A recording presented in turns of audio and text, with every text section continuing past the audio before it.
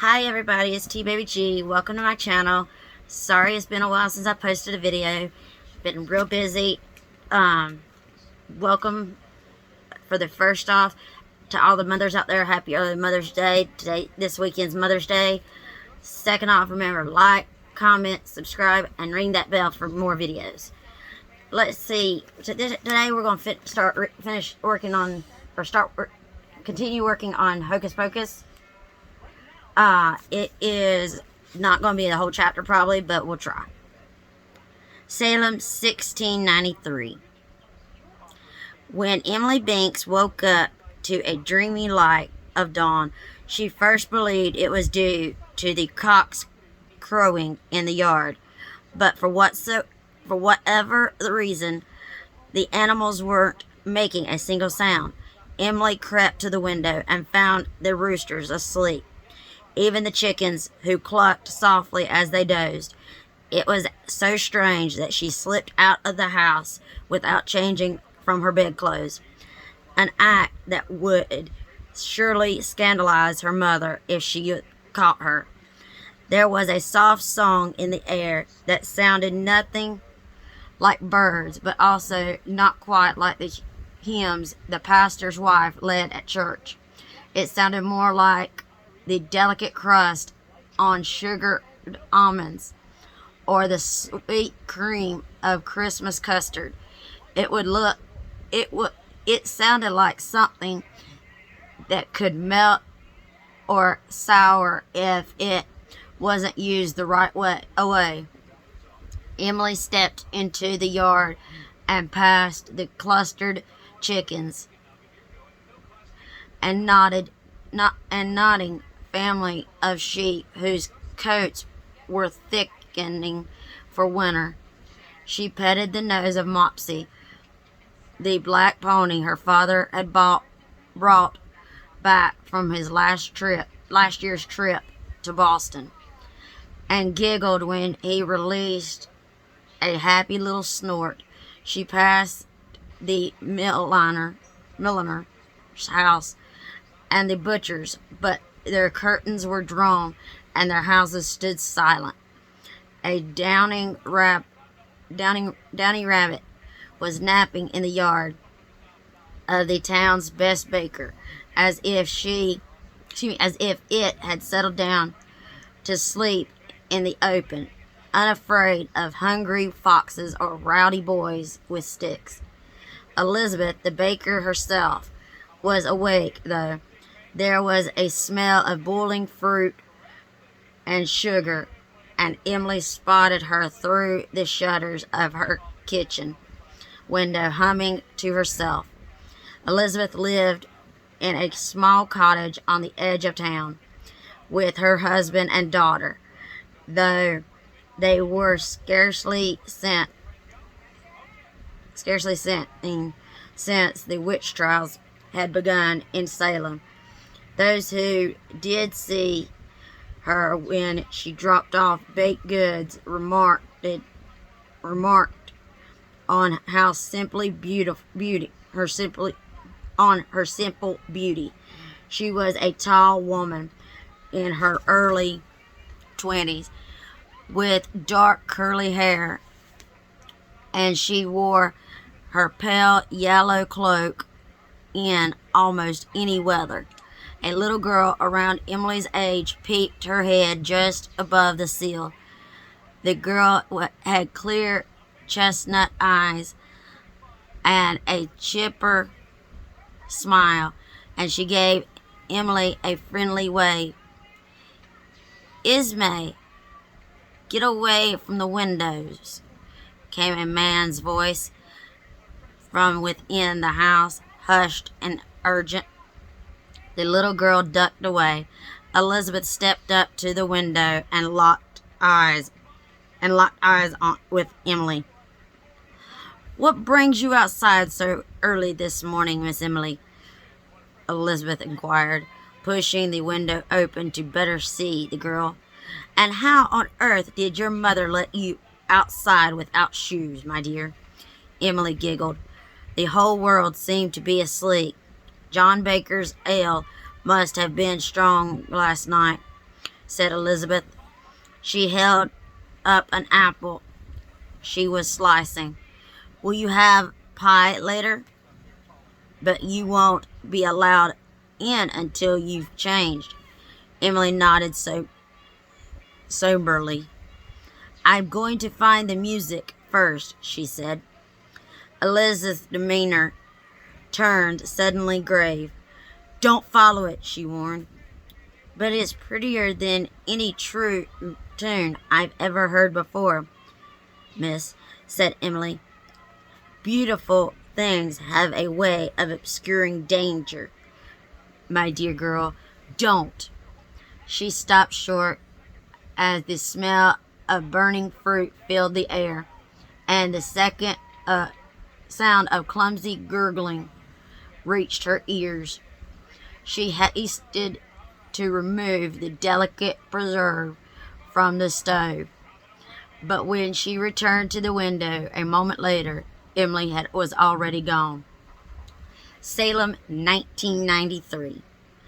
Max wasn't sure why everyone filing into U.S. history at the end of class at the end of the day had grins on their faces.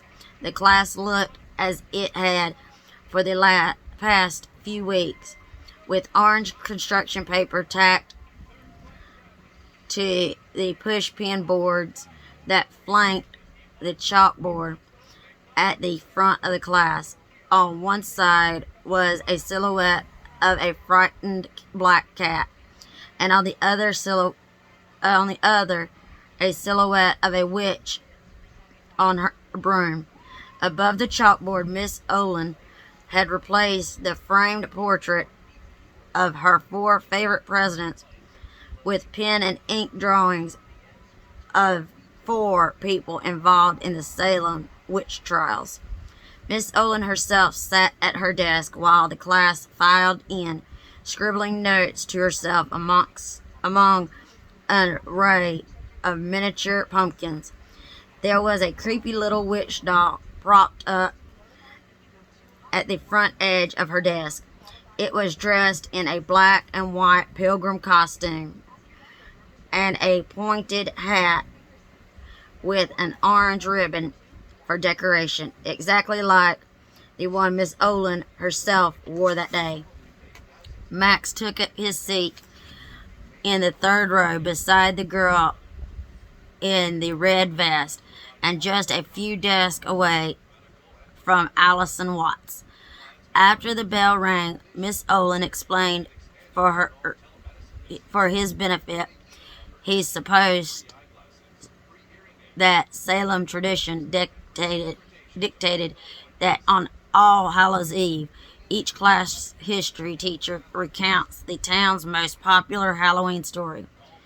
One that had real witches and bubbling cauldrons and unbreakable spells. The way she said it made Max realize she was trying to express what a great honor this was for her, but he found himself concentrating on not rolling his eyes. But when Miss Olin began to tell a story about the Sanderson sisters, who had lured a girl into the woods and killed her, then turned her brother into a cat, Max knew there was someone smiling down on him. All he had to do was provoke Allison into an argument, which would give him an excuse to apologize and invite her to check out the Sanderson house. It wouldn't be hard. This may have been only his 2nd Friday at Jacobs Bailey High. But he knew Allison couldn't stand it when people fibbed their way through a class discussion. He learned that the hard way when he tried to impress her on Tuesday by swaggering through a devil's advocate position about state rights, something he knew next to nothing about. He found that while Allison might be willing to help people with homework before class. She didn't find it charming if she thought you were making a mockery of something she cared about. She'd taken no prisoners, and he'd gone straight home to actually read the chapter about the Continental Congress. But now he would use one of his new talents, specifically being publicly humiliated by Allison Watts, to his advantage. And so Miss Olin, the very tip of her witch's hat, bobbing as she spoke. The Sanderson sisters were hanged by the Salem townsfolk. Now there are those who say that on Halloween night, a black cat still guards the old Sanderson house, warning off any who might make the witches come back to life. With a loud pop, a mess of streamers shot from her hand onto the nearest girl, making the whole class jump. Max had to admit it was a nice touch. It was also his cue. "Give me a break," he sighed. Miss Olin turned and arched an eyebrow on him. "Ah," she said, "we seem to have a skeptic in our midst. Mr. Dennison, would you care to share your California laid-back, tie-dye point of view?" The class howled with laughter, and Max again had to restrain himself from rolling his eyes at his U.S. history teacher. She wasn't the one whose feathers he needed to ruffle. Okay, granted that you guys in Salem are all into these black cats and witches and stuff. Stuff? Gasped unaffronted Miss Olin. Fine, Max pressed on, but everyone knows that Halloween was invented by the candy company. The class groaned. "It's a conspiracy," insisted Max. "It just so happens," said Allison, like clockwork, "that Halloween is based on the ancient feast called All Hallows Eve." Max and the rest of the class turned to watch her take him apart. She leaned forward and spoke directly to him while she did it. Her expression was serious, and for a moment Max worried he'd really put his foot in it. "It's the one night of the year where the spirits of the dead can return to earth." The class cheered, and Allison smiled and accepted a high five from the pumpkin-sweatered girl who sat behind Max. At least she wasn't actually that upset, he reasoned. Having the whole class turn against him was a little embarrassing, but ultimately Max didn't care that they were celebrating his humiliation. He was already tearing a sheet of paper from his notebook and scribbling down his name.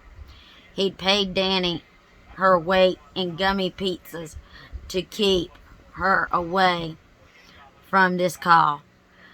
He got up from his desk. "Well," he said, crossing the narrow aisles, "in case Jimi Hendrix shows up tonight, here's my number." He handed Allison the folded sheet of paper. The class whooped. Allison raised her eyebrows at him, but didn't answer. Max's heart slammed against his ribcage, a rubber ball trying to escape this risk-taking madman. The bell rang, and the class swirled out, Allison with them. Max scrambled to pack up his books and catch her before he lost his courage. Maybe if she gave him a chance, he'd actually make friends in Salem. And then Jack wouldn't have to lend Max his spare bunk after all. Okay, everybody, I'm going to stop there. I'll do another video and finish this chapter. It's getting really good. It's starting to sound like the movie, but that's okay. Sorry again for not posting in a while. It's going to be a little off next couple weeks. Just getting into a new job. But remember, like, comment, subscribe. And I'll be seeing you later.